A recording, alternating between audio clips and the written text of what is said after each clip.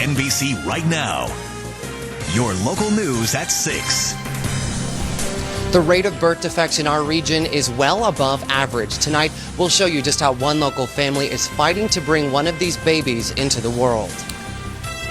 And don't put your tennis racket away. A devastating fire hit the Yakima Tennis Club over the weekend, but it's not stopping business there.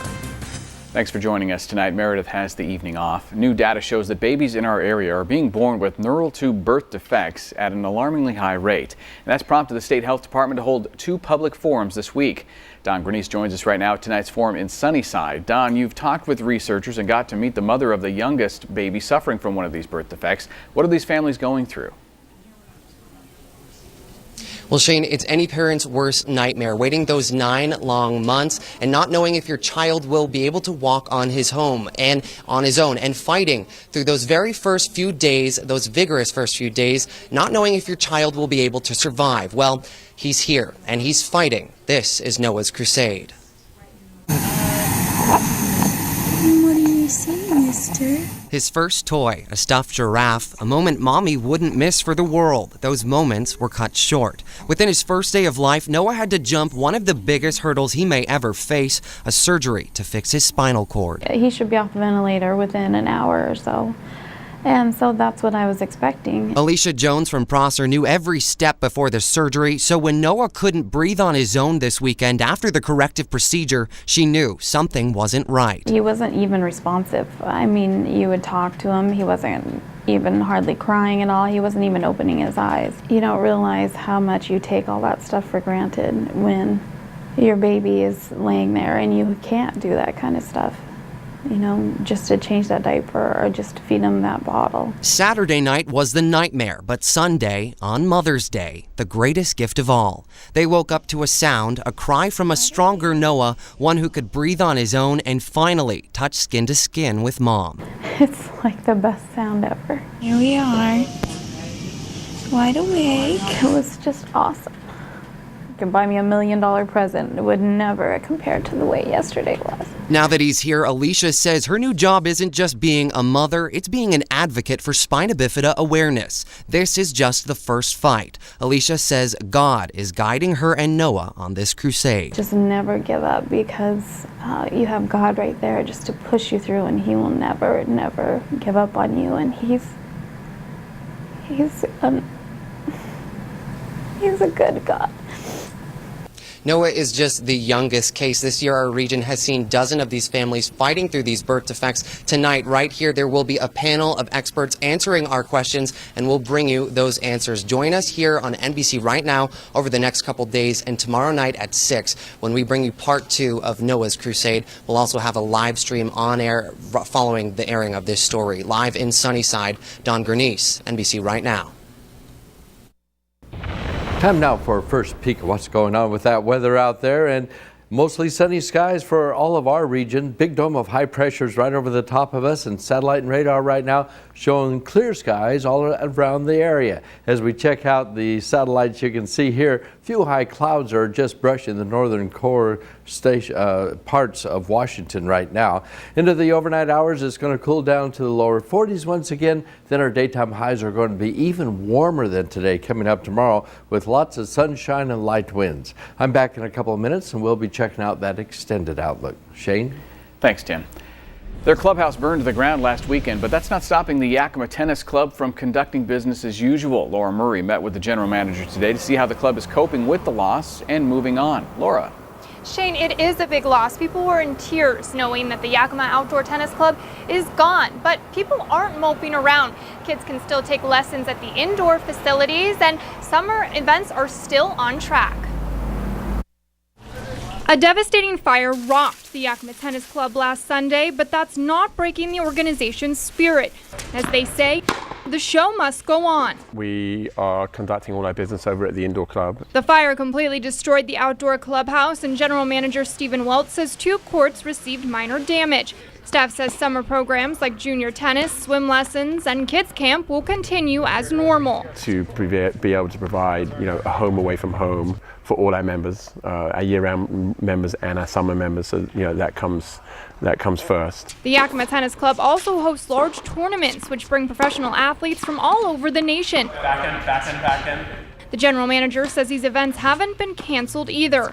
Even though the past couple of days have been difficult, the staff says the amount of phone calls and support has been overwhelming. That's what's so amazing about the human spirit.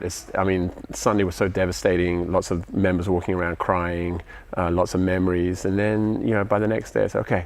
What do we have to do? Well, it says after immediate commitments are figured out and handled, the organization will start thinking about building a new outdoor clubhouse. Yakima firefighters say it's still unclear where the fire started and how it started. The Yakima Tennis Club is putting fencing around the area until the investigation is complete. Live in Yakima, Laura Murray, NBC Right Now. Thanks, Laura. A Kennewick school bus was scratched up today in a minor accident. The bus and another car were both going west on West Meadowline Avenue this afternoon when the bus went wide to make a right turn onto Kellogg. The car did not realize the bus was turning and was driving alongside the bus when it scraped the bus as it was trying to turn. Now, there were no students on the bus at the time, and no one was injured. Work at Hanford takes the lead here when it comes to the Department of Energy, but the state's politicians want more federal attention from DOE on the massive cleanup issue. Jane Sander reviewed today's Senate hearing where Senator Maria Cantwell pressed for more informed leadership. Jane, what happened at today's hearing?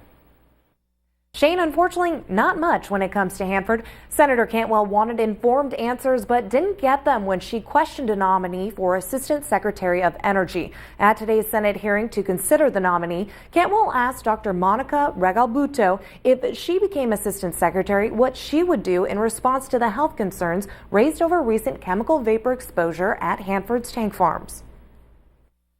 What will you do as Secretary to increase the worker safety at tank farms? And what will you do to make sure workers who suffer radioactive exposure have their medical claims addressed? If confirmed, I do not know the very specifics right now of the situation, but if confirmed, I look forward to fully address this issue and work with you and your staff regarding this issue. Regalbuto told Cantwell she shares her concern for worker safety. We will continue to follow this nomination process and bring you the latest. Live in the studio, Jane Sander, NBC Right Now. Thanks, Jane. Speaking of Hanford, tomorrow we will be live streaming an update on the cleanup efforts at the Hanford site. The Department of Energy, along with the other agencies that make up the tri-party agreement, plan to discuss budgeting and cleanup priorities from 2:30 to 5 p.m. on Wednesday. Now, to watch the live stream tomorrow, you can visit our website at NBCRightNow.com and click on the live stream banner that will be found at the top of the homepage. The preliminary results are back from an extensive 11-week investigation into the cause of the crack at Wanapum Dam. Grant PUD says it looks like a mathematical error during the pre-construction design of Wanapum Dam more than 50 years ago likely led to the crack. The PUD says the crack may have been made worse by a weak construction joint. The preliminary findings will be submitted to the Utilities Board of Consultants for final review. Well, for the last 5 years, Hapo Community Credit Union has helped sponsor so many events in the Tri-Cities that they're unofficially known as the official sponsor of summer. But this year, they're taking it a step further. In addition to sponsoring the Live at 5 concert series, the Cool Desert Nights Car Show, the River of Fire Festival, the Grand Old Fourth Parade in Pasco, and the Water Follies Over the River Air Show, Hapo will also be the title sponsor of this year's Columbia Cup hydroplane races.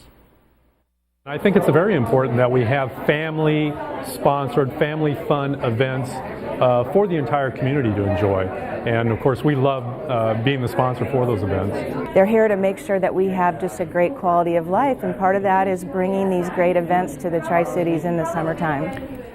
Hapo Community Credit Union also sponsors summer events in Walla Walla, Hermiston, and the Yakima Valley. Still ahead tonight, dozens of missionaries are adjusting to life outside of Ukraine, including a Richland man whose mission was cut short. We'll talk with him about the unrest in the country coming up. Well, up next, more trouble is brewing in Ukraine, and this week the country's dramatic unraveling took another step. One local man was there for it all. We'll hear from him up next.